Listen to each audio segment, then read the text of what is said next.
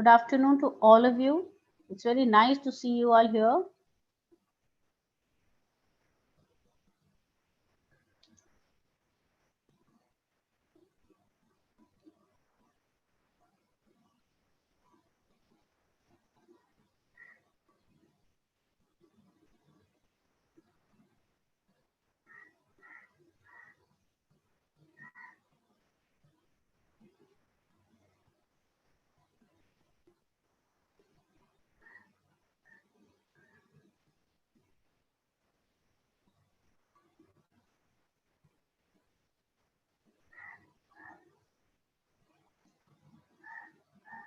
Good afternoon. Good afternoon.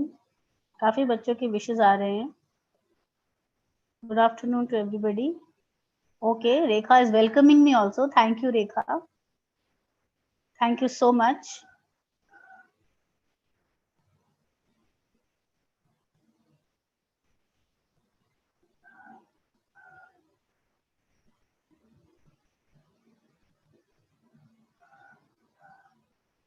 Class 12:30 बजे start होगी.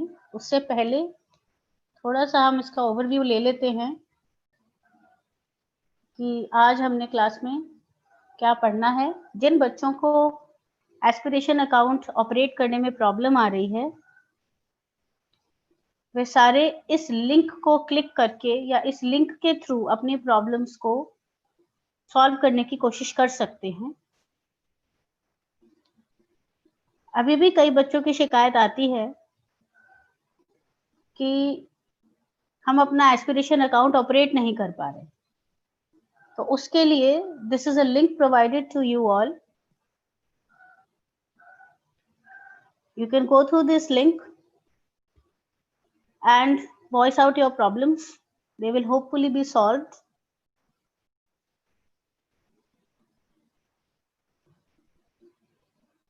We request you all to be here quickly.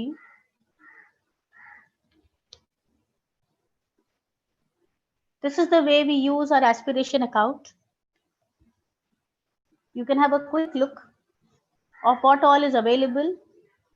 Recorded sessions are available, the timetable is available, your assignments are available, and if you have any doubts, then you can also submit your doubts through this account. हमें आपके doubts पता लग जाते हैं और जितने हम होता है हम कोशिश करते हैं हम उनको सॉल्व कर पाए.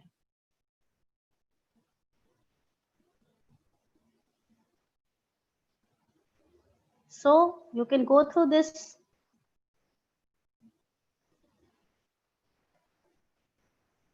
The aspiration account is a very good initiative and we request you all to take the advantage of this. This is your timetable. आज सैटरडे है और ये थर्ड सेशन है जिसमें हम इकोनॉमिक्स की क्लास ले रहे हैं. ये भी आपके एस्पिरेशन अकाउंट में अवेलेबल होती है.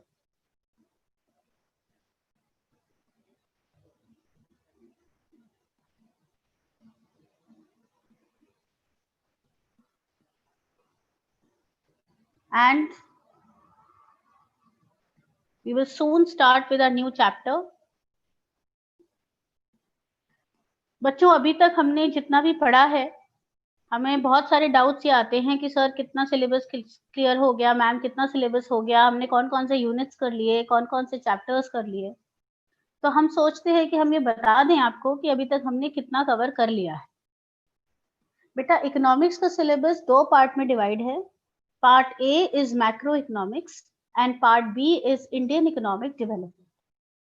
मैक्रो इकोनॉमिक्स के हमने शुरुआत मैक्रो इकोनॉमिक्स से की थी और मैक्रो इकोनॉमिक्स के हमने 3 यूनिट कवर कर लिए हैं. That is unit 4 government budget and economy, unit 2 money and banking and unit 5 जिसमें हमने 2 चैप्टर किए थे, foreign exchange rate and balance of payments. So this is what we have already covered. इसके अलावा 2 unit और रह गए हैं मैक्रो इकोनॉमिक्स में, लेकिन उसमें अभी बहुत ज्यादा टाइम लगता है और बहुत ज्यादा एफर्ट लगती है. इसलिए थोड़ी देर बाद हम इसको after completing the theory part उसके बाद हम करने की कोशिश करेंगे. उससे पहले we will start with Indian economic development. ये आपका पार्ट बी का सिलेबस है, इंडियन इकोनॉमिक डेवलपमेंट का सिलेबस है। इसमें ये यूनिट्स हैं, आपको दिखेंगी स्क्रीन पे अभी। Development experience 1947 to 1990 and economic reforms since 1991. This unit consists of 3 chapters. The first chapter is Indian economy on the eve of independence. Second chapter is Indian economy from 1950 to 1990. And the third chapter is economic reforms since 1991. In 3 chapters में से today I will be taking the first chapter, that is Indian economy on the eve of independence. स्वतंत्रता की पूर्व संध्या पर भारतीय अर्थव्यवस्था। आज हम first chapter of the Indian economic development book start करेंगे। It is a very brief overview. बच्चों, इसके लिए हमने अपनी हिस्ट्री में पढ़ा हुआ है कि कैसे हमारे यहाँ स्वतंत्रता के लिए लड़ाई हुई और इस संग्राम में हमने कितने लोगों को खोया, लेकिन हमने कभी इसका आर्थिक या अर्थशास्त्र से जुड़ाव कभी देखा नहीं कि इकोनॉमिकली हमारे देश में अंग्रेजों ने क्या किया, क्यों आए और ऐसा क्या हुआ। हम सब ने पढ़ा हुआ है कि अंग्रेजों के आने से पहले भारत को सोने की चिड़िया कहा जाता था। सोने की चिड़िया क्यों कहा जाता था? Because India was famous for a lot of things. Trade के लिए लोग दूर दूर से वहां से आते थे। इंडिया का कपड़ा, इंडिया के मसाले, इंडिया के प्रेशियस स्टोन्स, इंडिया के हैंडीक्राफ्ट्स, ये इतने फेमस थे, वर्ल्ड वाइड इनकी मांग होती थी, हम सबको पता है, और एक समृद्ध अर्थव्यवस्था होती थी। फिर ऐसा क्या हुआ कि अंग्रेज आए और उन्होंने हमारे साथ ऐसा क्या किया कि हम इतने गरीब हो गए? क्यों आए? उनका उद्देश्य क्या था? और उसके बाद स्वतंत्रता के समय जब भारत स्वतंत्र हुआ, हमारे सामने कैसी अर्थव्यवस्था खड़ी थी, हम ये पढ़ेंगे इसमें। बच्चों, ये पढ़ना इसलिए जरूरी है कि हमें ये पता होना चाहिए कि हमने कहाँ से शुरू किया और आज हम कहाँ तक पहुंच गए। उसके लिए जरूरी है कि हम अपना बेस पता करें। Where did we start from? So we start with the first chapter, Indian economy on the eve of independence. स्वतंत्रता की पूर्व संध्या पर भारतीय अर्थव्यवस्था। ये पिक्चर देख के आपको बहुत अच्छा लगेगा। These are some suggested movies for you just to understand what the Indian economy was facing during the British rule. So I would suggest you to watch लगान and Mother India. लगान आपने देखी भी होगी, लेकिन अब थोड़ा सा इकोनॉमिक्स पढ़ने के पॉइंट ऑफ व्यू से देख लेंगे, थोड़ा और अच्छे से लगेगा हमें, और मूवी देखने में मजा अलग ही आता है। सो इट्स वेरी इंपॉर्टेंट कि हम पढ़ाई को एज फन पढ़ें, उसमें मजा लें, उसको मजबूरी में ना पढ़ें। उसके लिए इट्स वेरी इंपॉर्टेंट कि हमें पता हो कि ऐसी कौन सी चीजें हैं जो हम पसंद भी करते हैं और उसके साथ साथ पढ़ भी सकते हैं। So we can see these movies for the first chapter. इसमें हमें बहुत सारा पता लग जाएगा कि अंग्रेज किस तरह का शोषण करते थे हमारे साथ। Okay, so we start with the chapter. अंग्रेजों ने हमारे देश पर 200 साल राज किया। They ruled us for 2 centuries। क्यों आए थे वो व्यापार के लिए आए थे। दे केम फॉर ट्रेड, और उन्होंने इंडिया को एक कॉलोनी बना लिया। उन्होंने अपना प्रशासन यहाँ पर स्थापित कर लिया। क्यों किया उन्होंने? उनको वहां पर यूरोप में उस समय औद्योगिक क्रांति हुई थी, इंडस्ट्रियल रेवोल्यूशन, जिसकी वजह से वहां पर बहुत सारे कारखाने खुल गए। अब जब बहुत सारे कारखाने खुल गए तो उन कारखानों को चलाने के लिए उन्हें कच्चे माल की जरूरत थी, और उन कारखानों से निकली हुई अंतिम वस्तुओं के लिए उन्हें बाजार की जरूरत थी। तो फिर वो अपने, उनका देश अपना बहुत छोटा है, तो बाजार देखने के लिए या बाजार ढूंढने के लिए वो बाहर निकले।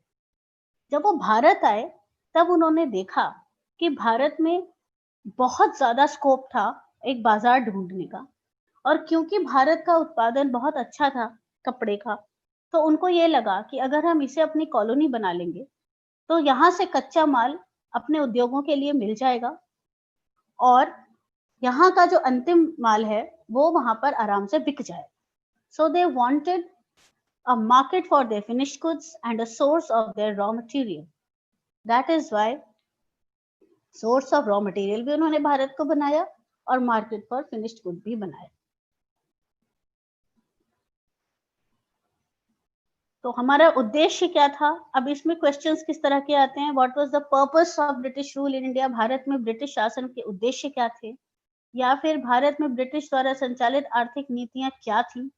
या फिर औपनिवेशिक सरकार का क्या उद्देश्य था? What was the motive of the colonial government after for administering the country? क्यों आए थे वो हमारे देश में? क्यों आए थे? There was two-fold motive. उनका दो तरफा उद्देश्य था। बेटा ये क्वेश्चन बहुत जरूरी है, बहुत आता है पेपर में, इसे ध्यान से सुने। उनके दो ही मोटिव थे। पहला, भारत को कच्चे माल का आपूर्तिकर्ता बनाना, to turn India into a supplier of raw material for the Britain modern industry. Britain में स्थापित नई उद्योगों के लिए कच्चे माल का आपूर्तिकर्ता, कच्चे माल का स्रोत बनाया भारत को। और दूसरा, to turn India into a consumer of finished industrial products from Britain. Bharat, Britain में तैयार माल को यहाँ पर बेचने के लिए, यहाँ का बाजार बनाने के लिए। तो ये दो मोटिव थे। जितनी भी आर्थिक नीतियां उन लोगों ने अपनाई वो इन्हीं दो उद्देश्यों के बेसिस पर अपनाई। तो आगे का चैप्टर हम जैसे जैसे पढ़ेंगे हमारे दिमाग में यही रखना है कि ये दो मोटिव उनके दिमाग में हमेशा रहे। उसके आगे उन्होंने कुछ नहीं सोचा, उन्होंने केवल अपना फायदा लिया। तो again I'm repeating, the two-fold motive of the British government was first to turn India into a supplier of raw material for the British industries, and second to turn India into a consumer of finished products from Britain. अब colonial government के time पे there was nobody who could estimate the national income because the Britishers were not interested. उनको हमारी राष्ट्र से कोई लेना देना नहीं था। उनको तो ये बताना था कि ये सोर्स हमें बनाना है और इसको हमें बाजार बनाना है। चैप्टर का नाम मैं रिपीट कर रही हूँ, Indian economy on the eve of independence, स्वतंत्रता की पूर्व संध्या पर भारतीय अर्थव्यवस्था। So the colonial government never made any efforts to estimate the national income or the per capita income of the Indian economy. ये कुछ वो अर्थशास्त्री हैं जिन्होंने ये कोशिश की। ये 5 अर्थशास्त्रियों के नाम आपकी बुक में भी हैं। Dadabhai Naoroji, William Digby, Findlay Shirras, VKRV Rao and RC Desai. They tried to estimate the national income during the British rule, जिसमें से VKRV Rao के जो एस्टिमेट्स हैं वो सबसे ज्यादा एक्यूरेट या सबसे ज्यादा सटीक माने जाते हैं। इन पांचों के नाम हमें पता होने चाहिए। They have had a very good contribution, a very significant contribution to estimation of national income of India. So these are the 5. I will repeat the names: Dadabhai Naoroji, William Digby, Findlay Shiras, VKRV Rao and RC Desai.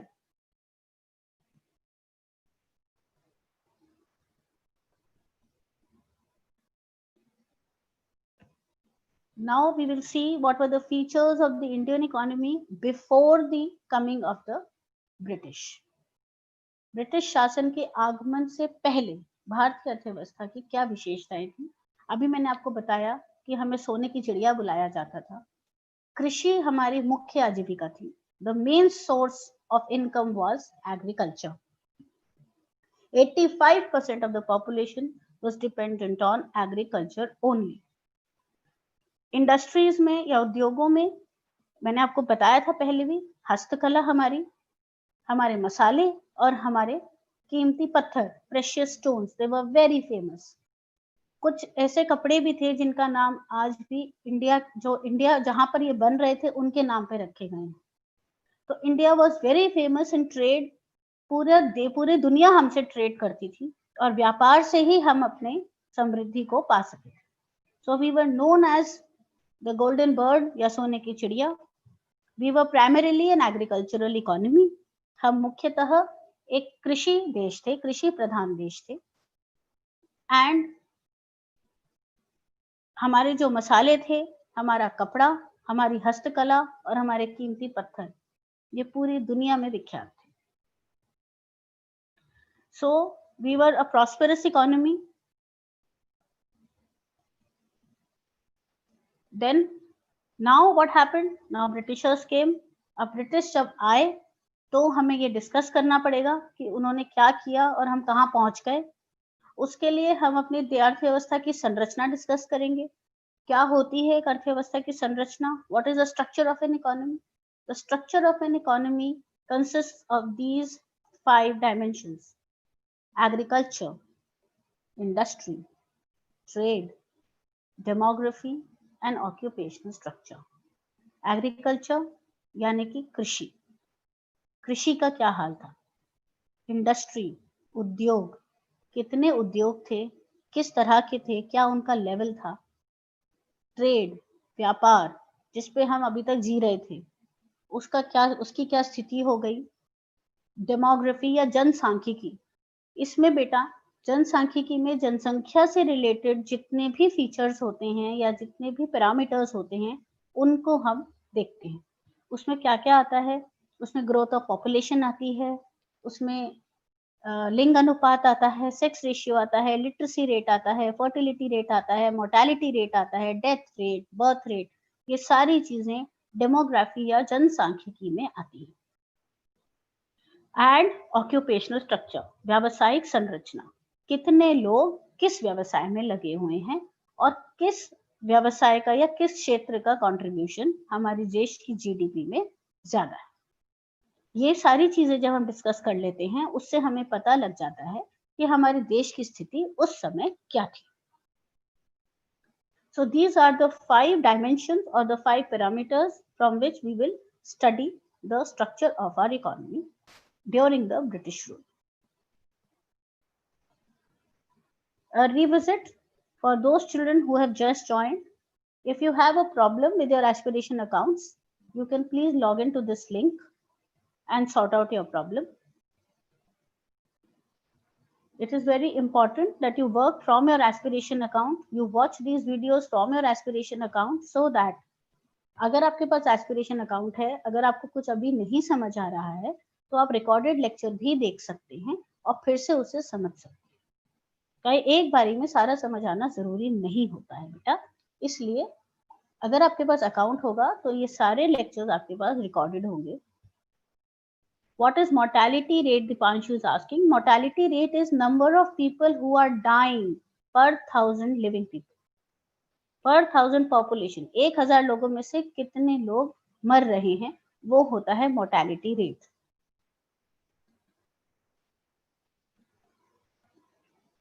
A brief revision of how to operate your aspiration account. Please go through it. हम आपको बार बार कह रहे हैं क्योंकि ये आपके लिए बहुत फायदेमंद है। लॉकडाउन के टाइम पे इससे अच्छा अपॉर्चुनिटी आपके पास नहीं होगा। So I would request you all to work from your aspiration accounts.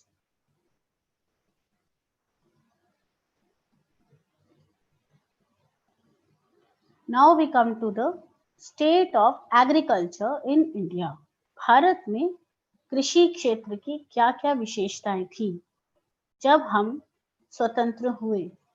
15 अगस्त 1947 जब हमें अपनी स्वतंत्रता, अपनी आजादी मिली, उस समय हमारी कृषि की क्या स्थिति थी। मैंने आपको बताया था कि ब्रिटिश के आने से पहले हम एक कृषि प्रधान देश थे।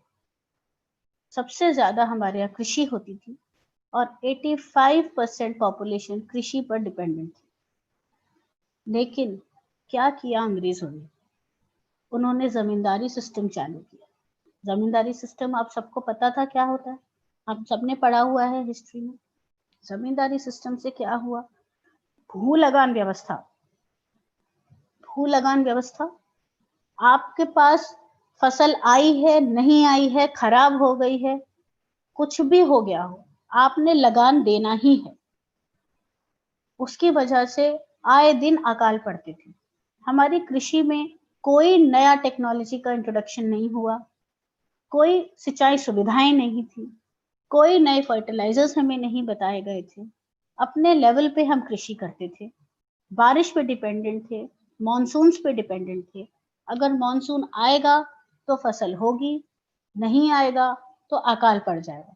लेकिन लगान तो देना ही है, जिसकी वजह से किसानों की बहुत ज्यादा दुर्दशा हो गई। और third feature very important, commercialisation of agriculture. Commercialisation, कृषि का व्यवसायीकरण। अंग्रेजों के आने से पहले हम लोग ज्यादा से ज्यादा खाद्य सामग्री का उत्पादन करते थे, जैसे कि गेहूं है, चावल है, हम इन्हीं चीजों का उत्पादन करते थे और हमारी निर्वाह कृषि होती थी, सब्सिस्टेंस एग्रीकल्चर होता था। ब्रिटिशर्स को क्या चाहिए था? उन्हें तो कच्चा माल चाहिए था, उन्हें कच्चा माल का उत्पादन करना था। इसलिए उन्होंने कृषि का व्यवसायीकरण कर दिया। जहां पर गेहूं उगाया जाता था वहां पर कपास, नील और अफीम उगाया जाता था। नील और अफीम की खेती तो आपने सुनी ही होगी पहले से ही। उसमें क्या क्या होता था, क्या हो जाता था जब नील या अफीम उगाते थे? तो कोई बताएगा? मैं आपके जवाब का इंतजार कर रही हूँ। What happens when indigo or opium is grown on land?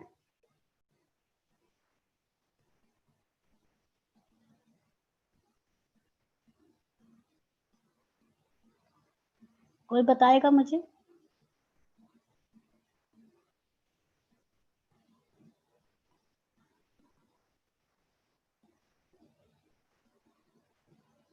नील और अफीम की खेती से क्या होता था?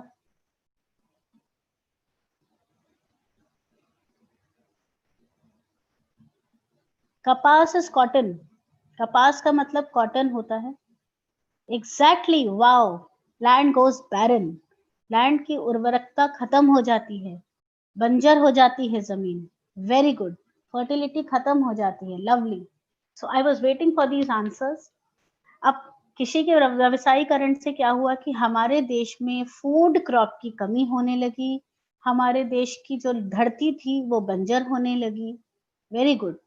एंड हमारे यहाँ कमर्शियल क्रॉप्स जैसे कपास है या नील है या अफीम है वो ज्यादा उगने लगे, जिसकी वजह से हमारे देश में खाने की कमी होने लगी और आए दिन अकाल पड़ने लगे, लोग भूख से मरने लगे और सरकार ने उसके लिए कुछ नहीं किया। उद्योगों में क्या हुआ? अब उद्योगीकरण, हमारे देश की हस्तकला बहुत फेमस थी। हमें सबको पता है कि हमारे देश को सोने की चिड़िया कहा ही इसलिए जाता था क्योंकि यहाँ की हस्तकला पूरी दुनिया में मशहूर थी। अब हमारे देश में जब अंग्रेज आए तो वो अपने उद्योगों के लिए आए, हमारे लिए तो नहीं आए। तो अपने उद्योगों को अगर उन्होंने विकसित करना था, उसके लिए जरूरी था कि वो हमारे उद्योगों का पतन करें। तो इसलिए उन्होंने कोशिश की कि हमारे उद्योग खत्म हो जाएं। उन्होंने क्या किया? हस्तकला उद्योगों का उन्मूलन कर दिया, खत्म कर दिया। आज हमारी सरकार कितनी खुश है, कितनी कोशिश कर रही है अपनी हस्तकला को जीवित रखने की, उसको प्रोत्साहन देने की। ये अंग्रेजों के जमाने में हस्तकला को बिल्कुल प्रोत्साहन नहीं दिया गया और धीरे धीरे हस्तकला खत्म होती गई। कोई नए आधुनिक उद्योग नहीं लगाए गए। शुरू में तो कोई भी नहीं लगाए गए, थोड़े बहुत जो लगाए गए वो बाद में 20वीं सदी में आके लगाए गए। कैपिटल गुड्स इंडस्ट्री, पूंजीगत वस्तुओं के उद्योग जो कि औद्योगिकरण के लिए सबसे ज्यादा महत्वपूर्ण होते हैं, वो नहीं लगाए गए। कोई कैपिटल गुड्स इंडस्ट्री नहीं लगाई गई। उसके बाद पब्लिक सेक्टर के नाम पे कोई ऑपरेशन नहीं होता था। सरकार ने उद्योगों को कभी अपने हाथ में नहीं लिया।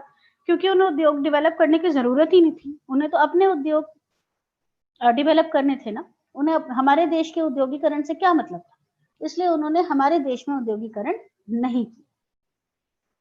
उसी की वजह से इंडस्ट्रियल सेक्टर की ग्रोथ नहीं हुई, उनकी कोई समृद्धि नहीं हुई और उनका जीडीपी में कंट्रीब्यूशन बहुत कम रह गया। जीडीपी क्या होता है बेटा? जीडीपी का फुल फॉर्म होता है ग्रॉस डोमेस्टिक प्रोडक्ट, सकल घरेलू उत्पाद। हमारे देश में जितनी भी अंतिम वस्तुएं बनती हैं उन सबकी वैल्यू का टोटल जीडीपी कहलाता है। जितने भी वस्तुएं हमारे देश में उत्पादित होती हैं उनकी मार्केट वैल्यू का टोटल जीडीपी या सकल घरेलू उत्पाद कहलाता है। तो जीडीपी में सारे तीनों ही क्षेत्रों का मतलब प्राथमिक, द्वितीयक और तृतीयक क्षेत्रों का कंट्रीब्यूशन होता है। अंग्रेजों के टाइम पर हमारे देश की जीडीपी में औद्योगिक क्षेत्र का जो कंट्रीब्यूशन था या योगदान था वो बहुत ही कम हो गया, बहुत ही कम हो गया। सकल घरेलू उत्पाद में औद्योगिक क्षेत्र का योगदान बहुत कम हो गया। हस्तकला के पतन कैसे हुआ? क्या किया अंग्रेजों ने? कौन सी ऐसी नीतियां अपनाई जिससे हमारे हैंडीक्राफ्ट इंडस्ट्री बिल्कुल खत्म हो गई? What happened? These were a few policies that they followed so that the handicraft industry dies slowly, a very slow death. The first was discriminatory tariff policy, विभेदित कर नीति। जो एक्सपोर्ट हम कर रहे हैं हस्तकला का, एक्सपोर्ट माने निर्यात। जीडीपी को रिपीट करने के लिए बोला गया है, मैं फिर बता देती हूँ। ग्रॉस डोमेस्टिक प्रोडक्ट या सकल घरेलू उत्पाद वह होता है जो जब एक देश की घरेलू सीमा के अंदर जितनी भी अंतिम वस्तुएं होती हैं उनकी कीमत को जब हम जोड़ लेते हैं तो जो वैल्यू हमारे पास आती है वो सकल घरेलू उत्पाद होता है। It is the sum total of the value of final goods and services produced in an economy during a year. Okay, screen not clear? Preeti, you can please refresh your screen. Screen is very clear. आपको दिख जाएगी. So we come back to our handicrafts industry. What led to the decline of handicrafts industry? Handicrafts industry में first policy जो उन्होंने ली वो थी discriminatory tariff policy या विभेदित कर नीति। इन्होंने क्या किया? एक्सपोर्ट ऑफ रॉ मटेरियल को फ्री कर दिया, कच्चे माल का निर्यात है उसे फ्री कर दिया या निःशुल्क कर दिया, और फिनिश्ड गुड्स तैयार माल का जो आयात था उसको निःशुल्क कर दिया, उस पर कोई टैक्स नहीं लगाया। मतलब ब्रिटेन से जो तैयार माल आ रहा था वो सस्ता आ रहा था और यहाँ से जो कच्चा माल जा रहा था या निर्यात हो रहा था वो सस्ता हो रहा था, और हस्तकला के निर्यात पर बहुत हेवी टैक्सेस लगा दिए, very heavy duty on exports of handicrafts. तो वो महंगे हो गए, जब वो महंगे हो गए तो उनकी डिमांड कम हो गई। सो these were the discriminatory tariff policies adopted by the British. The second thing that happened was राजघरानों का पतन हो गया। The princely courts disappeared. Princely courts मतलब जो शाही खानदान थे, शाही घर थे, जैसे नवाब थे, निजाम थे, ये लोग बहुत खरीदते थे हैंडीक्राफ्ट। और धीरे धीरे सरकार ने क्या किया? अंग्रेजी सरकार ने इन सबको खत्म कर दिया और अपना शासन लागू कर दिया। जब अपना शासन लागू कर दिया तो इन लोगों से जो हस्तकला की डिमांड आती थी वो खत्म हो गई। जब वो खत्म हो गई तो धीरे धीरे हस्तकला उद्योग भी खत्म होता चला गया। हैंडीक्राफ्ट पे टैक्स सिर्फ इसलिए लगाया गया ताकि इसको कोई खरीद ना पाए और इनकी डिमांड कम हो जाए। देखो, एज अ बिजनेसमैन मैं कोई चीज तभी खरीदूंगा या खरीदूंगी जब मेरे पास इतना पैसा होगा, और मैं कोई चीज एज अ बिजनेसमैन तभी प्रोड्यूस करूंगा जब मेरा माल बिकेगा। अगर मेरा माल बहुत ज्यादा महंगा हो गया तो वो बिकेगा ही नहीं, बिकेगा नहीं तो धीरे धीरे मुझे उसका प्रोडक्शन खत्म करना पड़ेगा।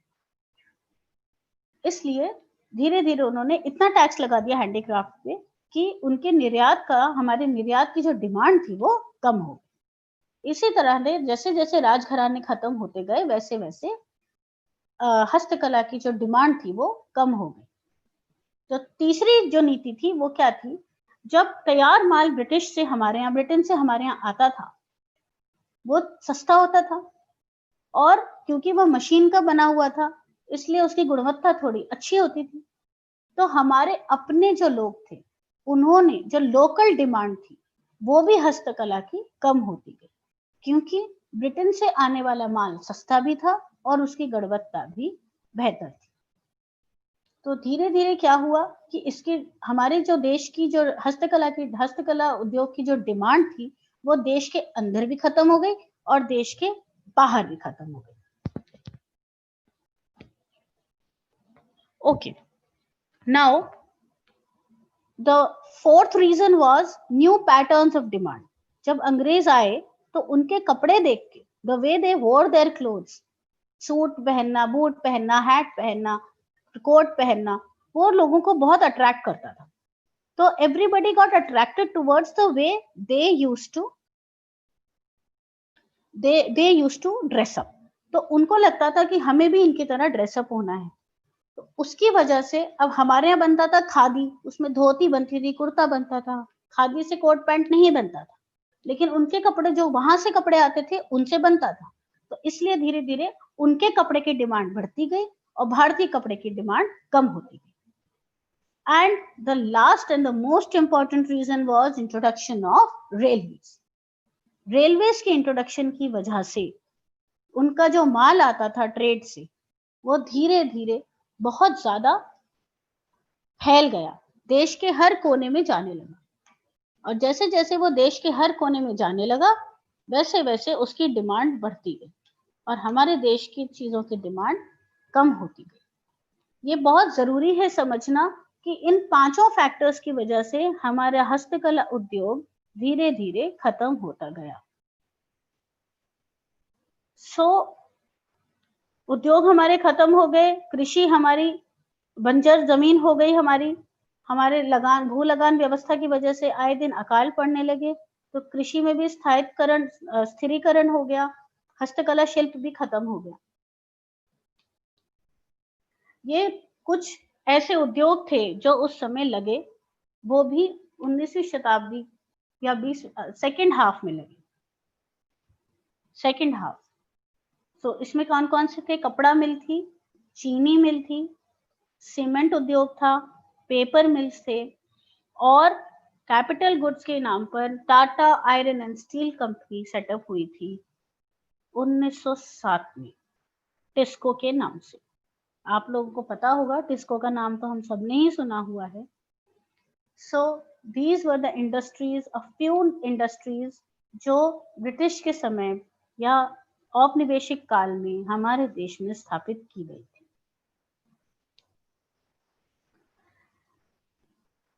इट इज वेरी सैड कि हमारे देश में कोई उद्योग उस समय फल फूल नहीं रहा था। कैपिटल गुड्स के नाम पे केवल टिस्को थी और ये बाकी वो भी इसलिए करी गई थी क्योंकि उस समय विश्व युद्ध छिड़ गया था, जिसकी वजह से अंग्रेजों को इस उत्पादन की बहुत जल्दी जरूरत पड़ने लगी। तो जल्दी के लिए जब तक वो निर्यात होके ब्रिटेन से यहाँ आता उसमें टाइम लग रहा था, इसलिए उन्होंने हमारे देश में ही इन उद्योगों की स्थापना की गई थी। So now time for a little quiz. बहुत पढ़ाई हो गई, अब थोड़ा सा क्विज हो जाए। मैं फिर से बता रही हूँ, चैप्टर का नाम है Indian economy on the eve of independence and we are doing, this is the first chapter of Indian economic development, that is part B of your syllabus. So the first question, at the time of independence the Indian economy was what? स्वतंत्रता के समय भारतीय अर्थव्यवस्था मूल रूप से कैसी थी? औद्योगिक थी, कृषि थी, अरे वाह आंसर आने लगे, सर्विस ड्रिवन थी या ट्रेड ड्रिवन थी? Very nice, very nice, everybody knows agrarian थी। सोच रहे होंगे कैसा सवाल पूछ लिया, इतना आसान, कोई बात नहीं, कभी कभी आसान सवाल भी होने चाहिए। ग्रेट, 100% मार्क्स है इसमें तो सबके, सबके क्यों, मेरे 100% मार्क्स है ना, सारे बच्चे सही जवाब दे रहे हैं तो टीचर के 100% मार्क्स होते हैं। Very nice, everybody is answering it correctly.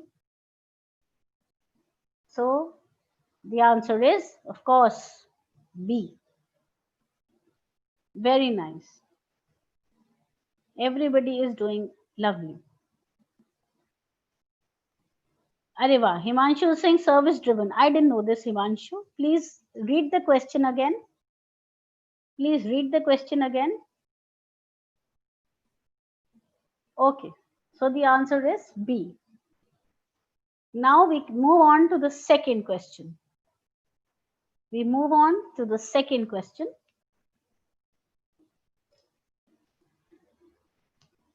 भारतीय राष्ट्रीय आय डैश द्वारा अनुमानित सबसे सटीक मानी जाती है. National income estimated by dash is considered to be most accurate. Is considered to be most accurate. We will read the question again. National income estimated by dash is considered to be most accurate.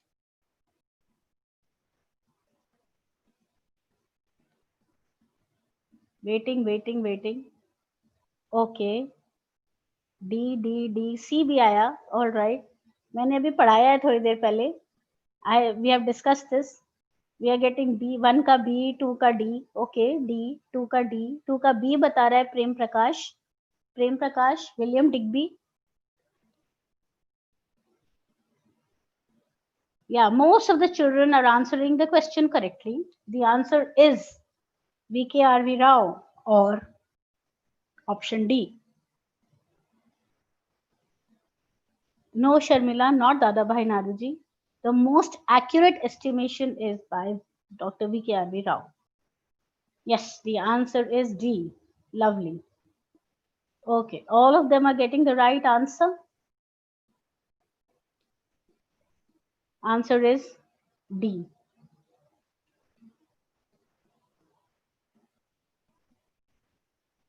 All right. We move on to the next question now.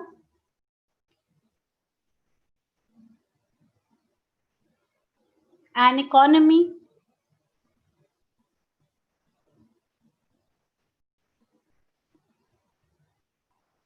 which works for the interest of its ruler. एक अर्थव्यवस्था जो अपने शासक के हित में सेवा करने के लिए बनाई जाती है, वो कौन सी इकोनॉमी होती है?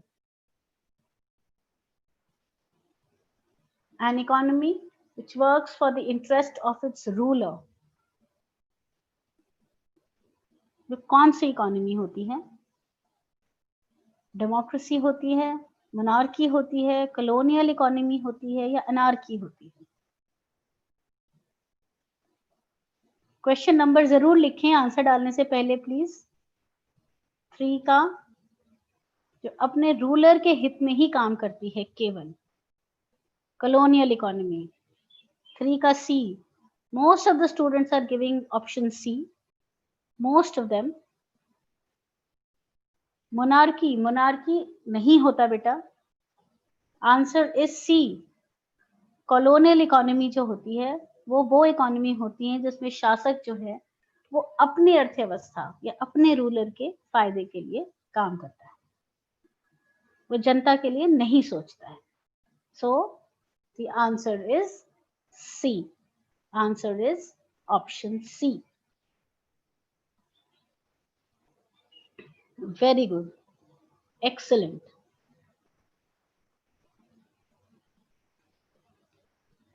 Excellent. Now we move on to the next question. TISCO की स्थापना किस वर्ष में की गई? When was Tisco set up? In which year was Tisco set up? TISCO की स्थापना किस वर्ष में की गई?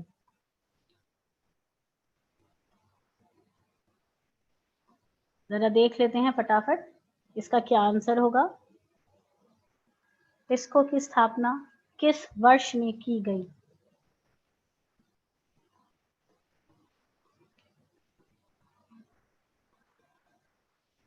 All right. What is anarchy? Anushka, anarchy is military rule. जिसमें military rules the nation. 4 का D, D, 4 का A, ओके, A नहीं है, 4 का D, yes, the answer is D, 1907, 1907 वर्ष में टिस्को की स्थापना की गई, 1907, ग्रेट, हिमानी, 1907 लिख के भेजा हिमानी ने, lovely, great, most of them are answering correct. Lakshman has said D, Simya is saying D, Manoj is saying D, everybody is saying D. Okay, so that means we are listening to the class carefully. Now, quiz time over. We go on, we move on. Chapter को आगे बढ़ाते हैं, trade पे आ जाते हैं, व्यापार पे। व्यापार में हम 3 चीजें डिस्कस करेंगे, डायरेक्शन, कॉम्पोजिशन एंड वॉल्यूम। बेटा ये स्लाइड इंग्लिश में है, अगली स्लाइड हिंदी में है same, so be patient and listen to me. TISCO stands for Tata Iron and Steel Company. Okay, so direction, composition and volume. We will discuss these 3 aspects of trade. We will start with direction. Direction माने दिशा, direction माने दिशा, किस दिशा में जा रहा था हमारा व्यापार, किस दिशा में जा रहा था। तो हमारे व्यापार की मुख्यतः एक ही दिशा थी, वो थी ब्रिटेन। निर्यात ब्रिटेन को, आयात ब्रिटेन से। ब्रिटेन ने हमारे देश के व्यापार पे एक अधिकार जमाया हुआ था। More than 50% of India's trade was with Britain only. जो थोड़ा बहुत बाकी था वो इधर उधर के राज्यों के साथ था, otherwise mainly trade was with Britain. Export to Britain, import from Britain. Please remember this, direction of trade was towards Britain, primarily Britain only. दिशा हमारी विदेशी व्यापार पर ब्रिटिश का ही एक अधिकार था। ब्रिटिश से ही भारत निर्यात करता था और ब्रिटिश से ही आयात करता था। तो आधे से ज्यादा व्यापार हमारा ब्रिटेन के साथ ही होता था। दूसरा आयाम है कॉम्पोजिशन या संरचना। क्या होती है संरचना? संरचना का मतलब है व्यापार किन चीजों का करते थे हम, आयात और निर्यात किन किन चीजों का करते थे। सुशील, स्क्रीन ब्लर हो रही है बेटा, तो आप प्लीज स्क्रीन को रिफ्रेश कर लें, स्क्रीन बिल्कुल क्लियर हो जाएगी। आदित्य नाम ले लूंगी, बहुत सारे बच्चे हैं, इतने सारे नाम नहीं ले पाती हूं मैं, I am so sorry. Please इसका मतलब ये नहीं है कि मुझे नाम लेने नहीं आते हैं, मुझे ये चैप्टर कंप्लीट करना है, उसके बाद जितने नाम मेरे सामने आएंगे मैं लेती रहूंगी। Okay, so composition of trade, we were net exporters of raw material. इसमें हमें फिर से वही 2 उद्देश्य याद रखने हैं ब्रिटिशर्स के। कौन कौन से 2 उद्देश्य? भारत को कच्चे माल का स्रोत बनाना और तैयार माल का बाजार बनाना। तो कच्चे माल का स्रोत बनाने के लिए हम कच्चे माल के निर्यातक बन गए, हम पूरी तरह से कच्चे माल के निर्यातक बन गए और तैयार माल का आयातक बन गए। we became exporters of raw material and importers of finished goods.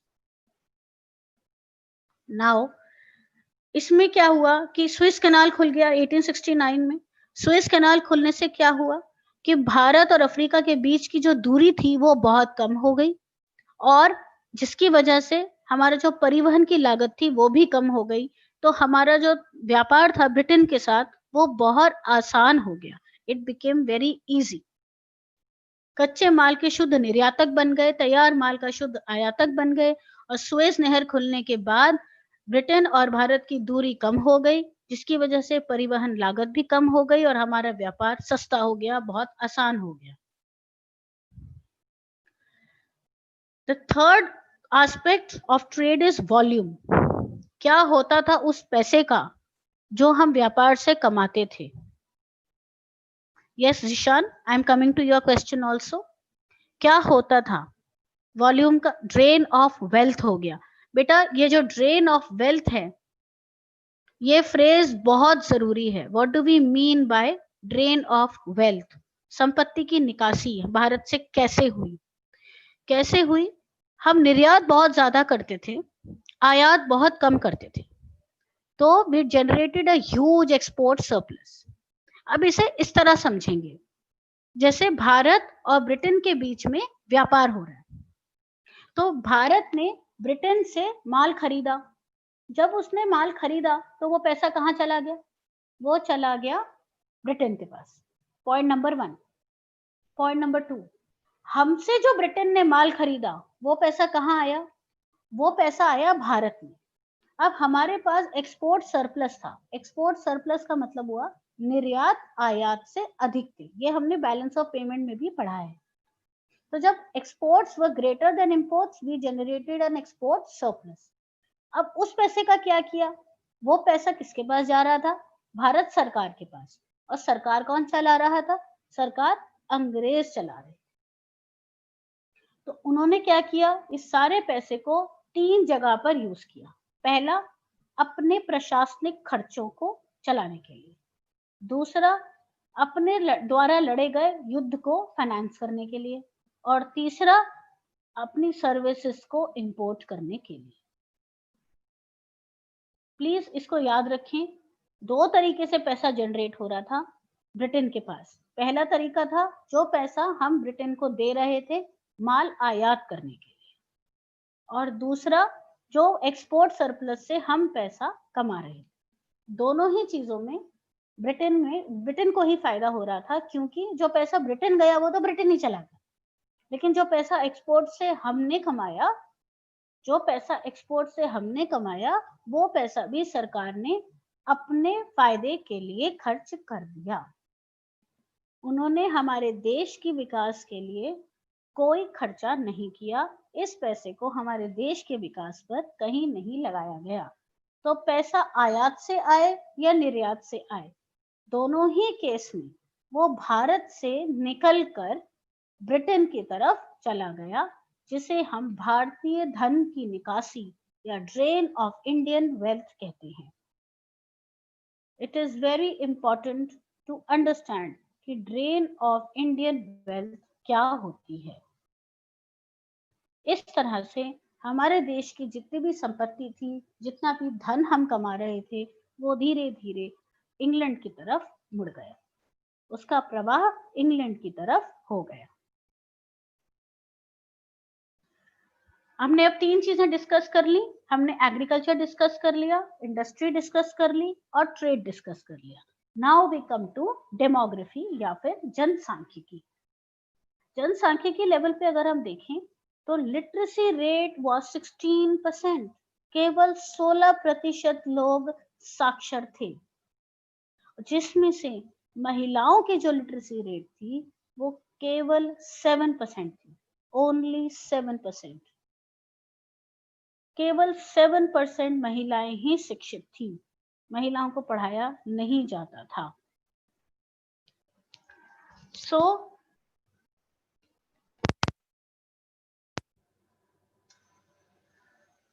only 16% literacy rate, and of that only 7% in females. Public health facilities बहुत कम थी, स्वास्थ्य सेवाएं अवेलेबल नहीं थी। लोग हैजे से मरते थे, भूख से मरते थे, डिसेंट्री से मरते थे। Mortality rate was very high. Life expectancy was only 44 years. जीवन प्रत्याशा केवल 44 साल थी। मतलब जब एक बच्चा पैदा हो रहा है तो उससे केवल यही उम्मीद की जाती थी कि वो 44 इयर्स तक जिएगा। सो IMR Indian mortality infant mortality rate, शिशु मृत्यु दर 218 प्रति हजार थी। प्रति हजार जीवित जन्मों में 218 बच्चे आगे 1 साल से ऊपर नहीं जी पाते थे। तो इससे हमें पता लगता है कि हमारे देश की जो विकास की हालत थी वो कितनी खराब थी, हम कितने अविकसित थे। गरीबी व्यापक थी, रैम्पेंट पॉवर्टी, एक्सटेंसिव पॉवर्टी। कोई 2-4 ही लोग होंगे जो अमीर थे, बाकी सब गरीबी में जी रहे थे। वी ऑल नो इट, बहुत ज़्यादा गरीबी थी। तो जनसांख्यिकी जो थी हमारे देश की, वो बहुत खराब थी उस समय। हम जनसांख्यिकीय संक्रमण जो हमारा जो संक्रमण होता है उसके फर्स्ट स्टेज पे।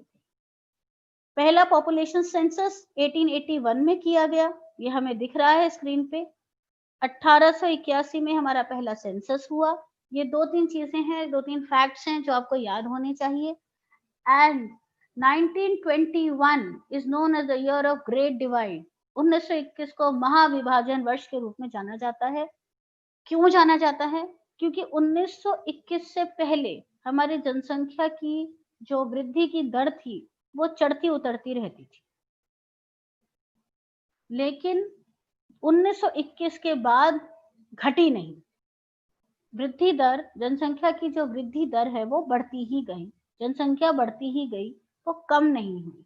इसलिए ये माना जाता है कि 1921 में भारत जो है वो प्रथम श्रेणी से दूसरी श्रेणी में आ गई जनसांख्यिकी, जिसकी वजह से डेमोग्राफिक ट्रांजिशन की सेकंड स्टेज में हम 1921 के बाद आए, हम ऐसा मानते हैं।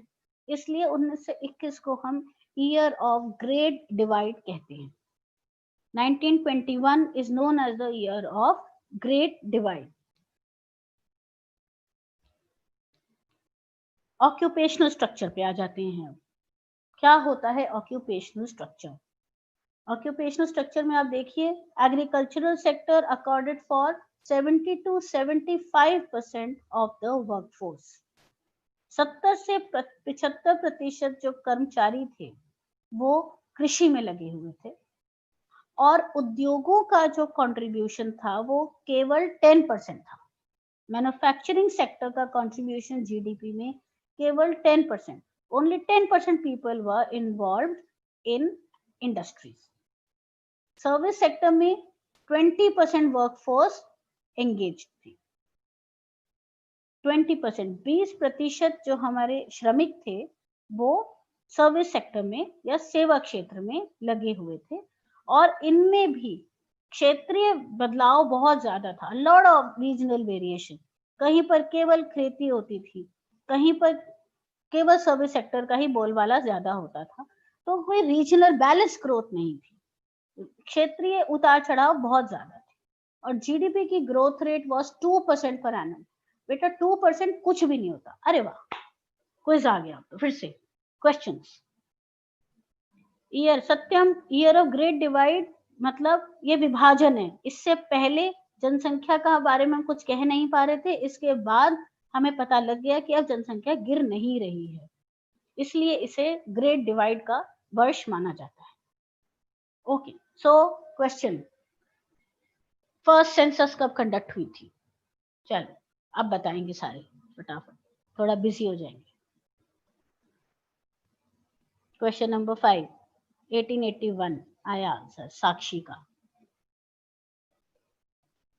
1 का ए बताया किसी ने, डी बताया, सी बताया, 5 का सी बताया, ए भी बताया।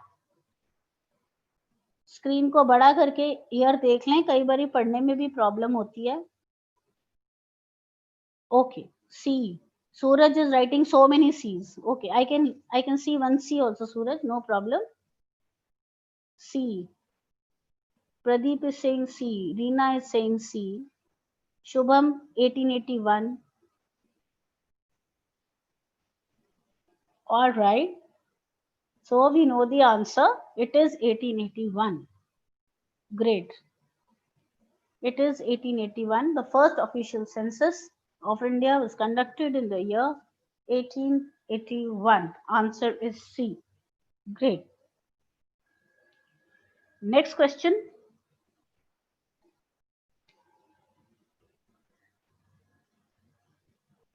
The demographic profile on the eve of independence showed what? स्वतंत्रता की पूर्व संध्या पर भारत की जनसांख्यिकीय रूप देखा ने क्या दर्शाया था? क्या देखा था? क्या दिखाया था?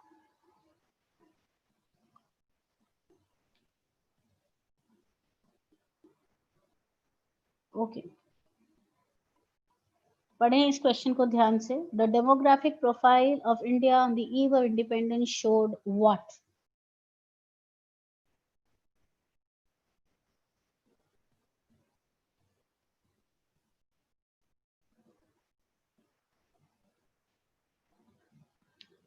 D.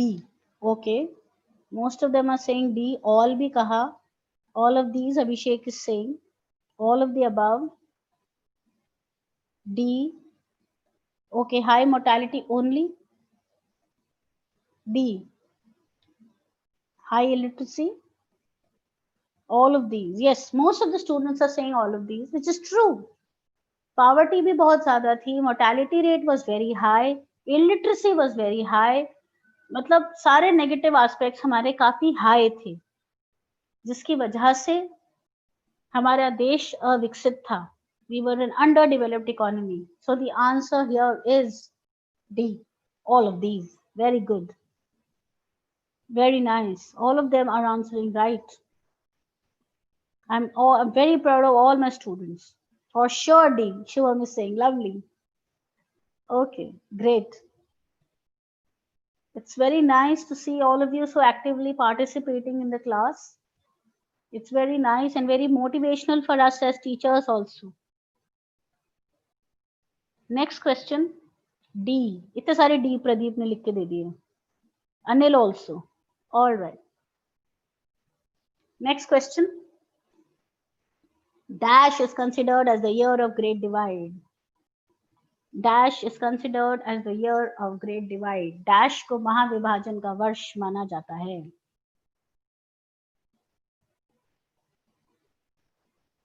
Let's see if we know the answer to this. And it's a very important question, a very highly expected question.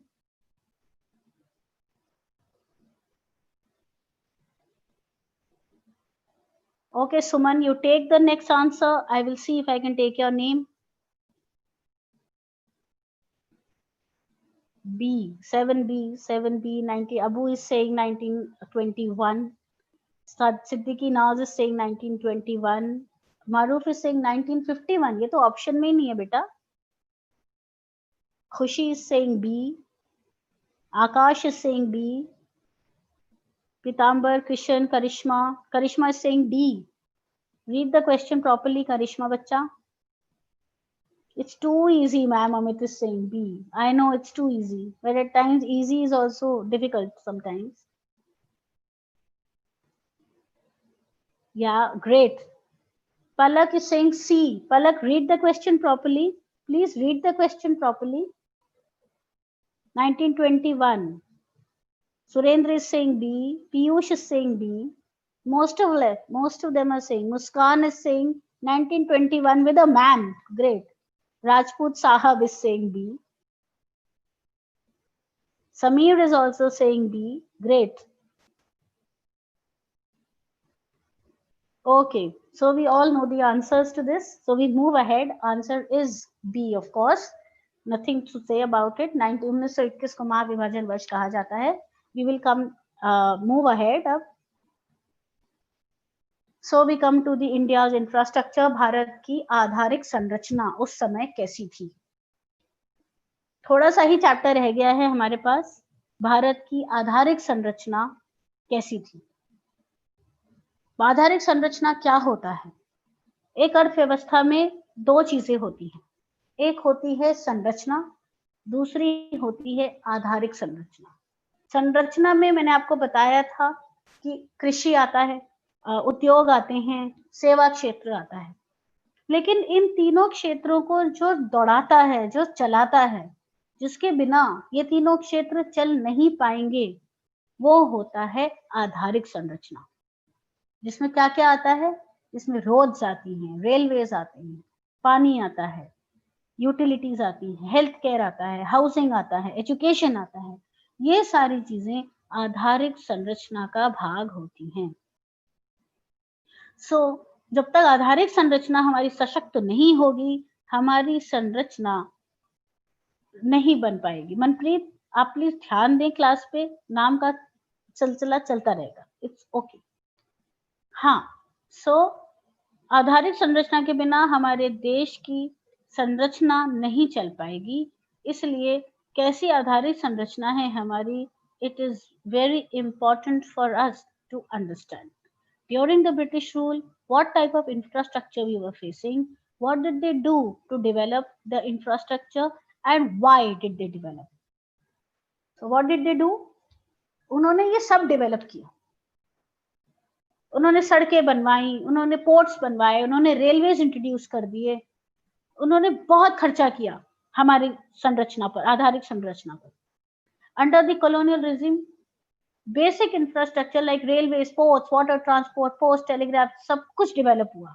लेकिन क्यों हुआ? उनका मोटिव हमें डेवलप करने का नहीं था। उनका मोटिव ये था कि उनका ट्रेड अच्छे से चले, देश के हर कोने में उनका माल पहुंचे और देश के हर कोने से उनका माल निर्यात, इंडिया का माल निर्यात हो सके। They wanted their own economy to develop, जिसकी वजह से उन्होंने हमारे देश में ना चाहते हुए या चाहते हुए थोड़ा सा विकास जरूर किया। So we all know that they introduced railways in the economy for the first time in 1853. उन्होंने रोड्स बनाए, उन्होंने बंदरगाह बनवाए, उन्होंने स्कूल खुलवाए, मॉन्टेसरी सिस्टम ऑफ एजुकेशन उन्होंने ही चालू कराया, उन्होंने हेल्थ केयर फैसिलिटीज डेवलप कराई, पानी प्रोवाइड कराया, इरिगेशन कराया, उन्होंने ये सारा विकास कराया, इसमें कोई शक नहीं। उन्होंने ये सब डेवलप कराया, लेकिन उसके पीछे उनका उद्देश्य, मैं फिर बता रही हूँ, भारत का विकास करना नहीं था। उनका उद्देश्य था अपने विभिन्न औपनिवेशिक हितों को पूरा करना या उनका संरक्षण करना। ठीक है, it is very important for us to understand कि हमारा इंफ्रास्ट्रक्चर डेवलप हुआ लेकिन उनके फायदे के लिए हुआ। ओके, आगे चलते हैं थोड़ा सा। Now we will discuss what positive contributions and what negative contributions did Britain do. British सरकार ने हमारे देश में क्या अच्छा किया, क्या पॉजिटिव इम्पैक्ट्स आए और क्या नेगेटिव इम्पैक्ट्स आए। इसमें थोड़ा सा देखेंगे हम कि उद्देश्य कुछ भी हो, लेकिन जब रिजल्ट अच्छा आता है तो हमें अच्छा ही लगता है। सो पॉजिटिव इम्पैक्ट से शुरू करते हैं। सबसे पहला, कमर्शियलाइजेशन ऑफ एग्रीकल्चर। ब्रिटिश शासन से पहले हम एक जीवन निर्वाह कृषि को अपनाते थे। जीवन निर्वाह कृषि, केवल अपने लिए खाना उगाना, उसे कहते हैं जीवन निर्वाह कृषि। किसानों ने कभी ये नहीं सोचा कि हमें यह सामान, अपना जो उत्पादन है वो मार्केट में बेच भी सकते हैं। ये जो कॉन्सेप्ट था, ये सबसे पहले अंग्रेजों ने हमें दिया। कृषि का व्यवसायीकरण करना अंग्रेजों ने हमें सिखाया। उन्होंने हमें बताया कि कृषि के उत्पादन को भी बाजार में बेचा जा सकता है। दिस वॉज वेरी इंपॉर्टेंट कि एक किसान को ये पता लगना कि हम भी बाजार में जाके माल बेच सकते हैं। दूसरा, अकाल पर कंट्रोल करना, नियंत्रण करना, कंट्रोल ओवर फैमिन्स। उसके लिए उन्होंने थोड़ा बहुत पानी, वाटर वेज वगैरह बनाए ताकि लोग पानी का इंतजाम कर पाए। कोशिश की उन्होंने अपनी तरह से। The third, they developed a monetary system. मौद्रिक प्रणाली उन्होंने ही विकसित करी हमारे देश में। ₹1 का सिक्का जो उन्होंने चलाया था, वो सबसे पहले पूरे भारत में उन्होंने ही चलाया था। उससे पहले हमारे छोटे-छोटे राजे-रजवाड़े होते थे, जिनके अपने सिक्के चलते थे।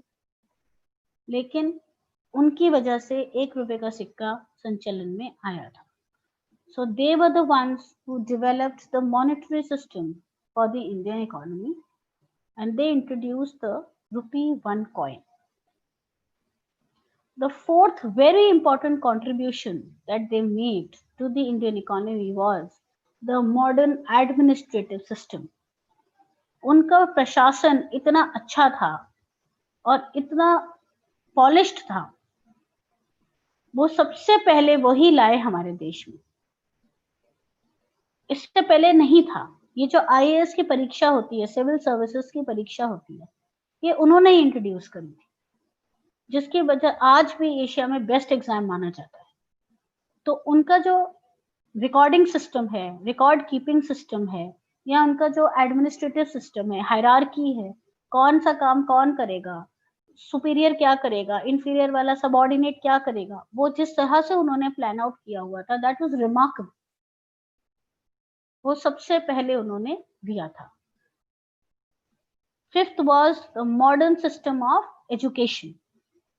जो एजुकेशन प्रणाली थी, जिस पे हम आज तक चल रहे हैं, वो अंग्रेजों ने दी थी सबसे पहले।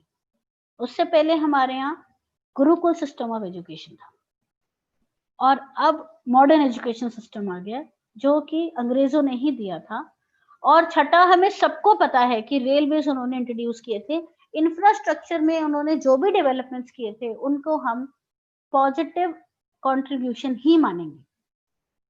मैंने इसीलिए इसमें रेलवे मेंशन नहीं किया, क्योंकि इससे पहले वाली स्लाइड में हमने इंफ्रास्ट्रक्चर डेवलप किया।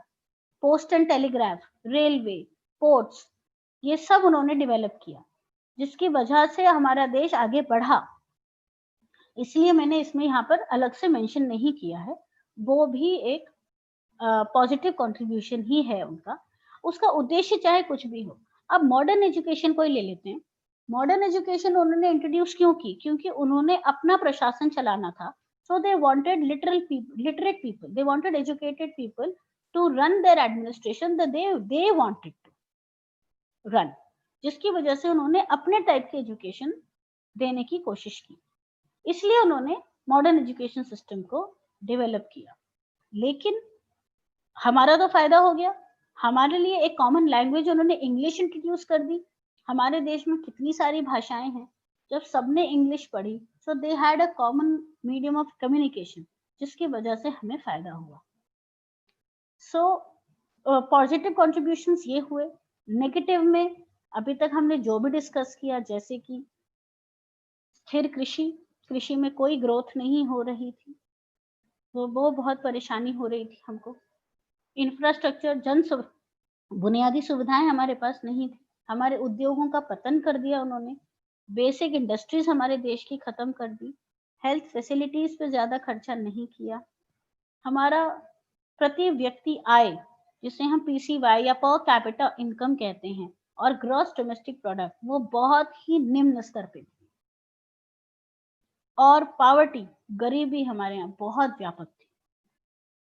तो पॉजिटिव और नेगेटिव दोनों एस्पेक्ट को ध्यान में रखते हुए हमें ये समझने की कोशिश करनी चाहिए कि जब हम स्वतंत्र हुए, हमारे देश पे या हमारे हाथ में कैसी अर्थव्यवस्था थी। हमारे हाथ में एक ऐसी अर्थव्यवस्था थी जो एक छोटे नवजात शिशु जैसी होती है ना। हमारी कृषि स्थिर थी, हमारे पास उद्योग नहीं थे, हमारी आधारिक संरचना अच्छी नहीं थी, हमारी जनसांख्यिकी अच्छी नहीं थी, हम बहुत ज्यादा अविकसित एक स्थिति में थे, और हमें बिल्कुल ही जीरो से शुरू करना था। We had to start from the scratch, जिसकी वजह से हमें नई नीतियां अपनानी पड़ी, बिल्कुल डिफरेंट तरीके से सोचना पड़ा। सरकार को इम्पोर्टेंस अपने हाथ में लेनी पड़ी, बहुत सारी पावर्स उसको अपने हाथ में लेनी पड़ी। क्यों लेनी पड़ी? क्योंकि उस समय किसी के अंदर इतनी हिम्मत नहीं थी, किसी प्राइवेट प्लेयर के अंदर इतनी हिम्मत नहीं थी, किसी एक व्यक्ति के अंदर इतनी हिम्मत नहीं थी कि वो इतनी गिरी हुई अर्थव्यवस्था को ऊपर उठा सके।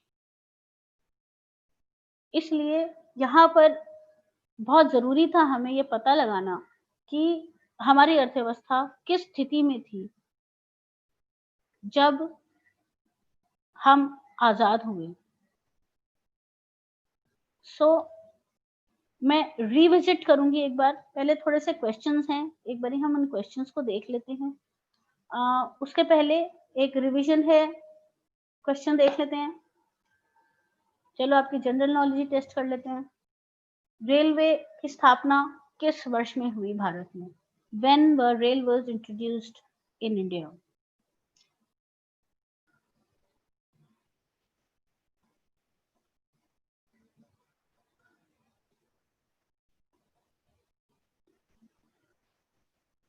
When were railways introduced in India? Please refresh your screen अगर आपको स्क्रीन क्लियर नहीं दिख रही है। अगर आपको बड़ी करनी है स्क्रीन तो लैंडस्केप में देख लें, चैट को बंद कर दें, उससे आपको स्क्रीन ज्यादा क्लियर दिखेगी। Yes, I am getting some answers. I am getting PCY. Mayank, PCY means per capita income, प्रति व्यक्ति आय को हम PCY कहते हैं, प्रति व्यक्ति आय।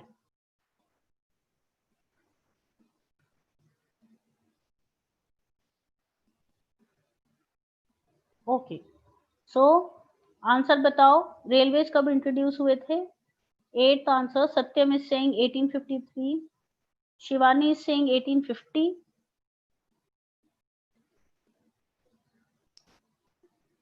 Sunil is saying 1850। Let me see, answer क्या होना चाहिए? Answer is 1853।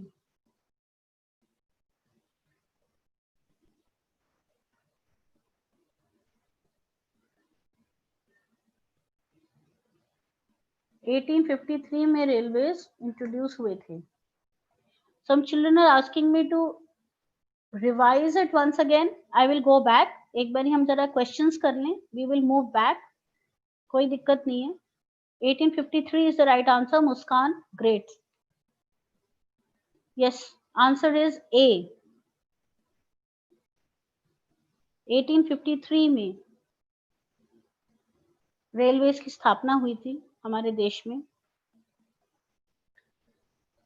Okay, so yeah, answer is A.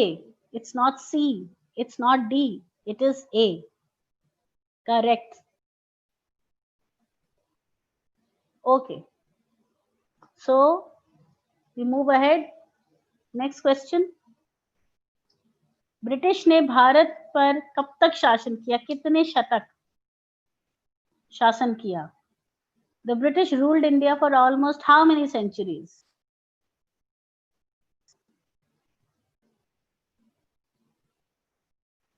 How many centuries did British rule India for?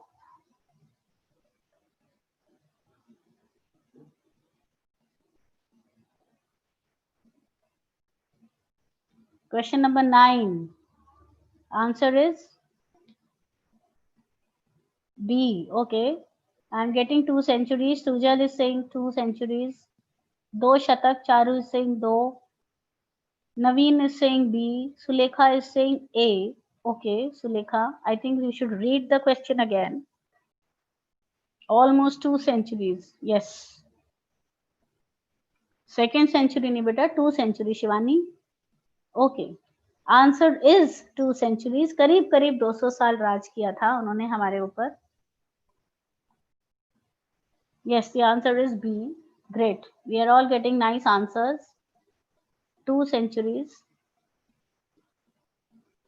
Okay. बढ़िया बढ़िया, बहुत बढ़िया. सबने आंसर दिया है 2, which is very nice. Next question. I move on to the next question. Which of the following is a cash crop? इनमें से कौन सी एक नकदी फसल है?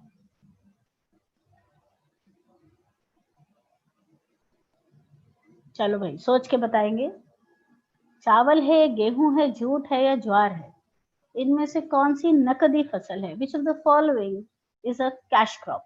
राइस, व्हीट, जूट और ज्वार।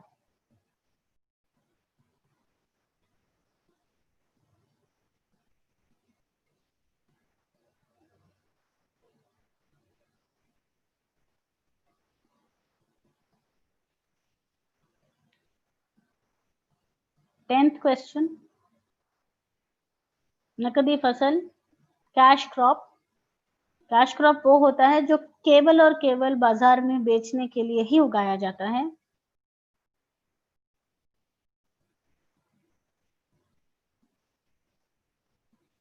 Some are saying wheat, some are saying jowar, some are saying jute, some are saying rice. Mixed answer.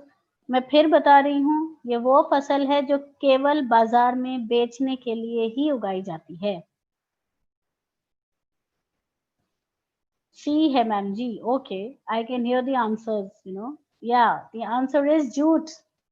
Answer is C, jute है। Jute वो फसल है जो कि एक नकदी फसल है, जो केवल बाजार में बेचने के लिए ही उगाई जाती है। Jute is the right answer. Okay, very good Vivek, very good.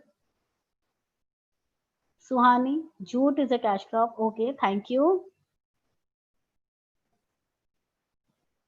Answer is C.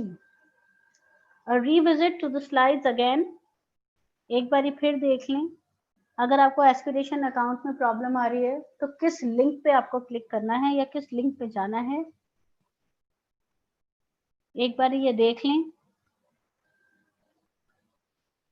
Especially for children who are attending the class through the YouTube link and not through their aspiration accounts.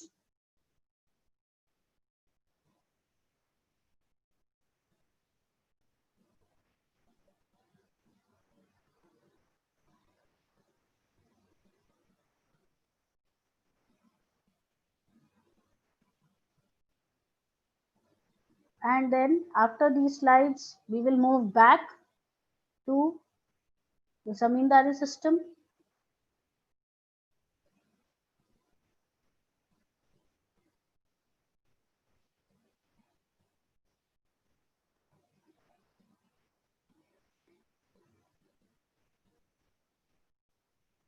Feudal economy. कई बच्चों ने मुझसे पूछा कि क्या होता है जमींदारी system. बेटा, जमींदारी सिस्टम क्या होता है कि अंग्रेजी सरकार ने कुछ लोगों को जो उनकी तरफ थे, कुछ ऐसे भारतीय जिनके पास बहुत ज्यादा जमीन थी, जो थोड़े अमीर थे और जो अंग्रेजों के हितैषी थे, जिनको ये लगता था कि यही हमारे अब राजा हैं और उनका साथ देते थे, उनको जमींदार बना दिया। और जो छोटे किसान थे वो जमींदार उन छोटे किसानों से लगान वसूलते। इसको एक एग्जाम्पल की तरह ले लेते हैं। सपोज ब्रिटिश सरकार ने मुझे जमींदार बनाया एक गांव में, और उस गांव में 100 किसान हैं, और मुझे ये कह दिया कि आपको 1000 रुपए का लगान हर महीने ब्रिटिश सरकार को पहुंचाना है। अब वो लगान आप कैसे इकट्ठा करते हो वो आपके ऊपर है। मैं लगान कहाँ से इकट्ठा करूंगी? मैं लगान उन किसानों से इकट्ठा करूंगी, क्योंकि मुझे पता है कि 1000 रुपए मुझे देने ही देने हैं, तो मैं किसान से जबरदस्ती वो लगान वसूलने की कोशिश करूंगी। उसमें क्या होता है कि फिजिकल टॉर्चर भी होता है, मेंटल टॉर्चर भी होता है। अगर किसान की फसल अच्छी नहीं भी हुई है तो वो चाहे अपने जानवर बेच के या अपनी जमीन बेच के, कुछ भी करके, बस उसे लगान जमा कराना है। उसकी वजह से क्या होता था कि किसानों का शोषण होता था, और जमींदारी सिस्टम के चलते कोई भी किसान अपने कृषि पर ध्यान नहीं दे पाता था, क्योंकि वो सारे गरीब रहते। इतनी ज्यादा कमाई नहीं थी जितना उनको लगान देना पड़ता था, जिसकी वजह से ये प्रॉब्लम होती थी। तो उन्होंने क्या किया, जमींदार बना दिए। अब जमींदारों को बहुत ज्यादा पावरफुल बना दिया, तो जो जमींदार कहता था वो किसान को मानना पड़ता था। वो गांव का राजा टाइप हो गया था। इसी तरह से साहूकार बन गए थे। अब उसको अगर किसान को लोन चाहिए तो भी वो जमींदार के पास जा रहा है, वो अपनी जमीन गिरवी रख रहा है। जब वो किसान वापस नहीं कर पाता था वो लोन, तो वो जमीन भी जमींदार की हो जाती थी। तो स्वतंत्रता के समय हमारे यहाँ पे जमींदारी सिस्टम इतना व्यापक हो गया था कि कुछ किसान तो इतने ज्यादा शक्तिशाली थे, उनके पास बहुत बड़ी बड़ी जमीनें, और कुछ किसान लैंडलेस हो गए थे, भूमिहीन हो गए थे, वो जमींदार के लिए मजदूरी का काम करते थे, जिसकी वजह से जो किसान है जो काम कर रहा है और जो जमींदार है उनके बीच में एक बहुत बड़ी खाई बन गई, बहुत ज्यादा अमीर और बहुत ज्यादा गरीब। Excuse me. दूसरी तरफ जमीन कृषि की तरफ किसी ने ध्यान नहीं दिया कि उसको मॉडर्न करना है, उसमें टेक्नोलॉजी डालनी है, इसमें कोई भी डेवलपमेंट नहीं हुआ। तो जैसी कृषि थी वैसी थी, लेकिन लगान बढ़ता जा रहा था, जिसकी वजह से किसानों के ऊपर पैसा देना बहुत ज़्यादा मुश्किल होता जा रहा था और अकाल आए दिन पड़ते थे। और तीसरा जो था, वो था कृषि का व्यावसायीकरण। कृषि को हमने कमर्शियलाइज़ कर दिया। हमने किसानों को बताया कि इस भूमि पे आप अब गेहूँ नहीं उगाओगे, अब आप जूट उगाओगे। तो उससे क्या हुआ कि गेहूँ के उत्पादन कम हो गया और हमारे देश में खाने की कमी हो गई। लेकिन जूट का उत्पादन बढ़ गया, उससे किसको फ़ायदा हुआ? उससे अंग्रेज़ों को फ़ायदा हुआ, क्योंकि वो अपना कच्चा माल वहाँ ले जाते थे और वहाँ से वो कपड़ा बना के यहाँ बेच देते थे। तो इसलिए this was a system of agriculture which was being adopted not because a, not because उससे कोई हमें फ़ायदा हो रहा है या किसी को नुकसान हो रहा है। उन्होंने देखा ही नहीं। उन्होंने ये देखा कि क्या हमें फ़ायदा हो रहा है? क्या ब्रिटेन को इससे फ़ायदा हो रहा है? जिस भी तरह से ब्रिटेन को फ़ायदा हो रहा था, उन्होंने वही नीति अपनाई। उन्होंने और कुछ भी नहीं किया। सो कृषि का ये हालत थी, उद्योगों का भी इसीलिए धीरे-धीरे उन्होंने हस्तकला का पतन किया, क्योंकि उन्हें पता था कि अगर हमारे हैंडीक्राफ्ट चलते रहे, तो उनके उद्योग डेवलप नहीं कर पाएँगे। इसलिए उन्होंने हमारे उद्योगों का पतन किया, ताकि उनके उद्योग पनप पाएँ आराम से। और इसी तरह उन्होंने हमारे व्यापार को भी चेंज किया। उन्होंने हमारे देश के विकास के लिए ऐसा कुछ भी नहीं किया जिससे हमें फ़ायदा हो। उन्होंने जो भी विकास कार्य किए, वो इसलिए किए ताकि उनको कन्वीनियंस हो जाए, उनके लिए काम आसान हो जाए, उनको आसानी हो जाए। आज का home assignment what I was thinking was कि मैं होम असाइनमेंट एक बारी सारा खुद आपके साथ डिस्कस करूँगी। सो मैं कर लेती हूँ आपके साथ डिस्कस।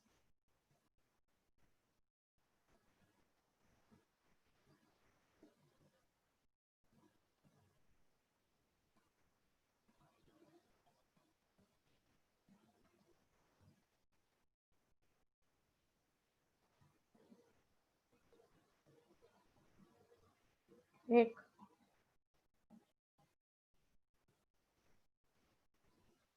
होम असाइनमेंट एक बारी थोड़ा डिस्कस कर लेते हैं फटाफट से।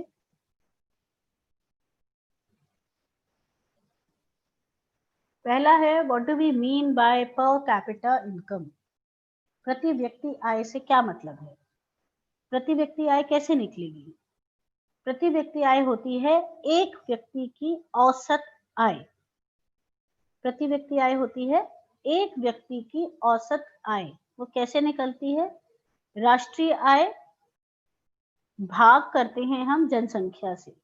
The national income divided by total population is per capita income. So, किसको का full form Om Prakash? Tata iron and steel company. Tata iron and steel company. Okay. What do we mean by per capita income? I will repeat the answer. Per capita income is the average income of one person in an economy, and it is equal to total national income divided by total population. Second question, first official census was conducted in the year. कोई answer मुझे इसका बता देगा, क्योंकि ये हम अभी discuss कर चुके हैं।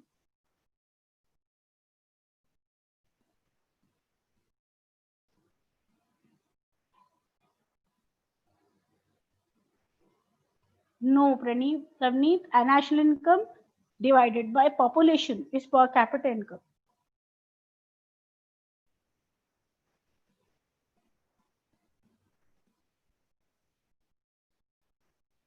Okay, so I am getting the answer. Answer is 1881. Great.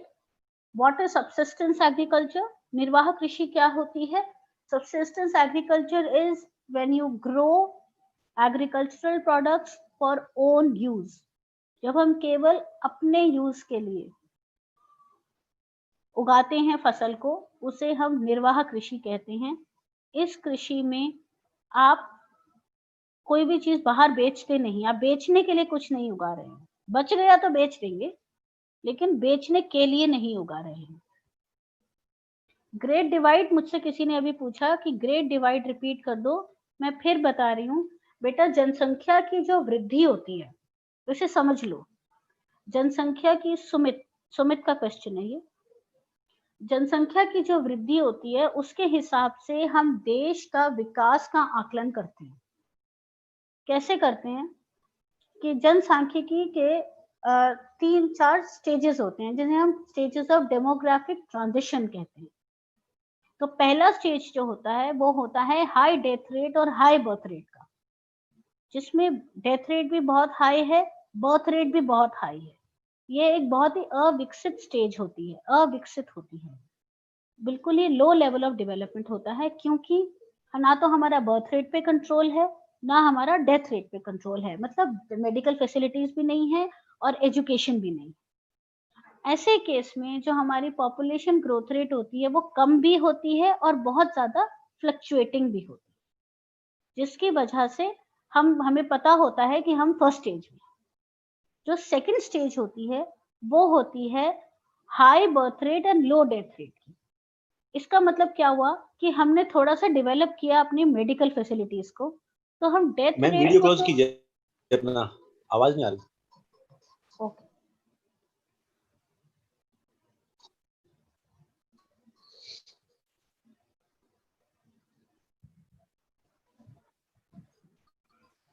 अब आ रही है sir?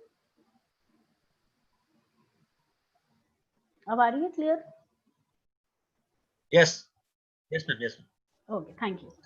So the second stage is when the birth rate is high and the death rate is low. तो उसमें क्या होता है, पॉपुलेशन बढ़ने लगती है। तो 1921 के बाद हमारी पॉपुलेशन प्रॉपरली बढ़ने लगी, जिसकी वजह से हम 1921 को ईयर ऑफ ग्रेट डिवाइड मानते हैं। इसको इस तरह समझ लीजिए कि 1921 से पहले हमारे देश की जो जनसंख्या थी, उसकी वृद्धि की दर बहुत ज्यादा उतार चढ़ाव झेल रही थी, कभी बढ़ता था कभी घटता था। लेकिन 1921 के बाद जनसंख्या हमारी लगातार बढ़ती गई, बीच में कभी घटी नहीं, इसलिए हम इसे ईयर ऑफ ग्रेट डिवाइड कहते हैं। Okay, so the next question, name 2 economists who carried out census in India individually.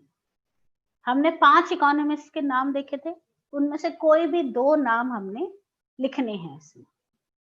तो उसमें कोई भी 2 नाम हो सकते हैं। रश्मि, स्क्रीन इज नॉट क्लियर, आप उसे प्लीज रिफ्रेश कर लें, स्क्रीन क्लियर हो जाएगी। अब शायद ज्यादा अच्छे से दिखेगा, आप रिफ्रेश कर लें एक बार। Okay, so any 2 economist, economist कौन कौन से हो सकते हैं? दादा भाई नारोजी बताया था, फिंडले शिराज बताया था, विलियम डिग्बी बताया था, वी.के.आर.वी. राव बताए थे, तो आर.सी. देसाई बताए थे। इन 5 में से कोई भी 2 नाम आप इसमें लिख सकते हैं। Next question, which year is known as the year of great divide? Question number 5 मैंने अभी अभी बताया है, तो फटाफट मुझे लिख के बता दीजिए, ईयर ऑफ ग्रेट डिवाइड कौन सा होता है? फटाफट बताएंगे। किस वर्ष को हम ईयर ऑफ ग्रेट डिवाइड या महाविभाजन वर्ष को मानते हैं?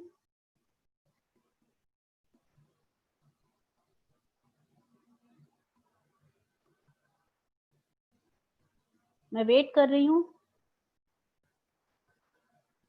वेरी गुड, इकोनॉमिस्ट के नाम बता दिए आपने। Yes, I am getting the answers, I am getting the answers. Yes, 1921, that is the right answer. That is the right answer. Lovely. Question number 7. What you mean by occupational structure? ये question बच्चों का भी आया था, बीच में मैं पढ़ रही थी, तो मैंने इसीलिए वेट किया कि जब हम होम असाइनमेंट करेंगे तब हम डिस्कस कर लेंगे। ऑक्यूपेशनल स्ट्रक्चर, व्यावसायिक संरचना हमें ये बताता है कि भारत की किसी देश के श्रमिक जो हैं, जो टोटल श्रम बल है, वो किस किस व्यवसाय में या किस किस क्षेत्र में किस किस अनुपात में लगा हुआ है। What percentage of the workforce is engaged in which sector of the economy? ये हमें occupational structure से पता लगता है। तो जब हमें पता है कि पहले स्वतंत्रता ब्रिटिश के आने से पहले 85% of the population was engaged in agriculture, और स्वतंत्रता प्राप्ति के समय 75% of the population was engaged in agriculture। तो इससे हमें पता लगता है ये हमारा ऑक्यूपेशनल स्ट्रक्चर होता है कि कौन सा श्रम किस क्षेत्र में लगा हुआ है, किस क्षेत्र में ज्यादा श्रम बल है, किस क्षेत्र में कम श्रम बल लगा हुआ है। The next question is, what was the main economic motive of British in India? Bharat में अंग्रेजों का मुख्य आर्थिक उद्देश्य क्या था? तो मैंने आपको बताया था मुख्य आर्थिक उद्देश्य दो थे, दो तरफा उद्देश्य थे उनके। पहला, भारत को कच्चे माल का स्रोत बनाना, और दूसरा, भारत को तैयार माल का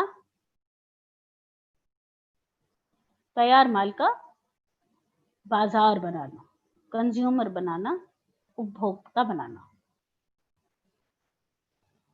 ठीक, तो ये दोनों मोटिव आपने इसमें लिखने हैं। Next question, State the features of Indian agriculture at the time of independence. 3 main features हैं।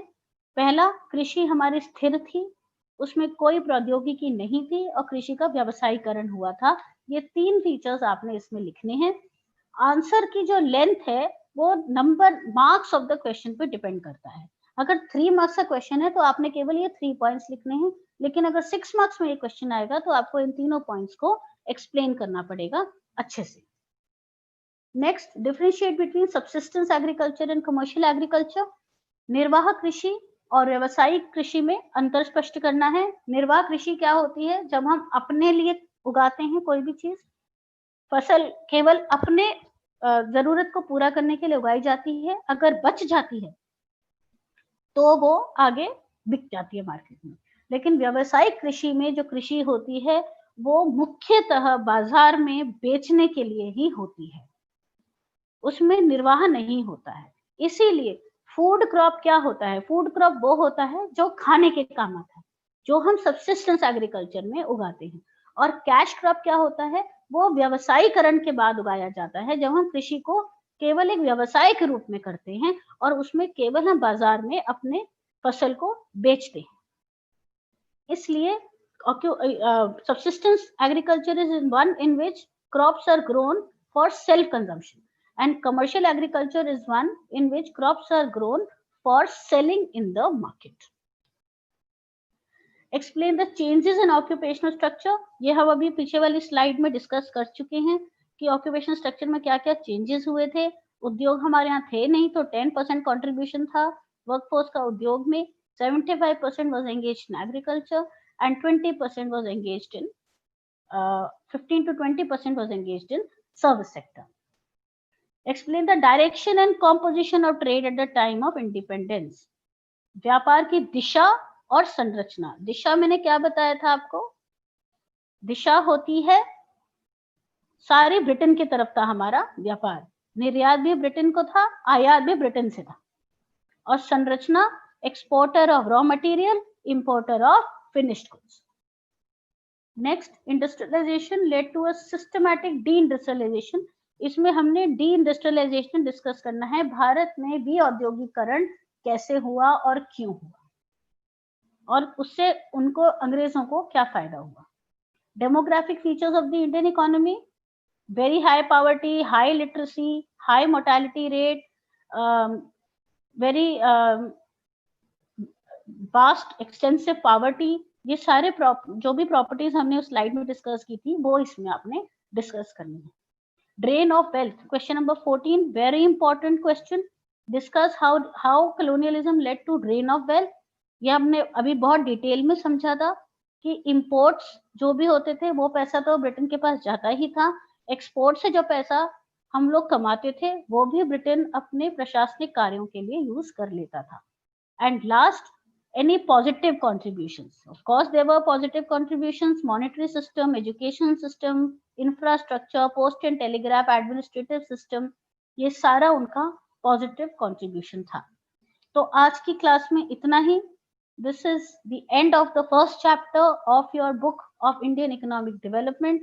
The name of the chapter was Indian economy on the eve of independence. So I hope it interested you. Please go through the video once again for easy understanding, better understanding. Do attempt these questions because they are very important from board point of view. And another suggestion that I would like to give you is, please do all the exercises given in your NCERT book. If you want to do well in the subject, then for Indian economics, it's very important to attempt all the questions from the NCERT book. Thank you so much. It was a pleasure. Thank you very much. I would like to thank my whole team, Ajay sir, Amit sir, and Vikram sir. Thank you very much for your support. Please place your doubts in your aspiration account. I'll be glad to solve them. Thank you very much.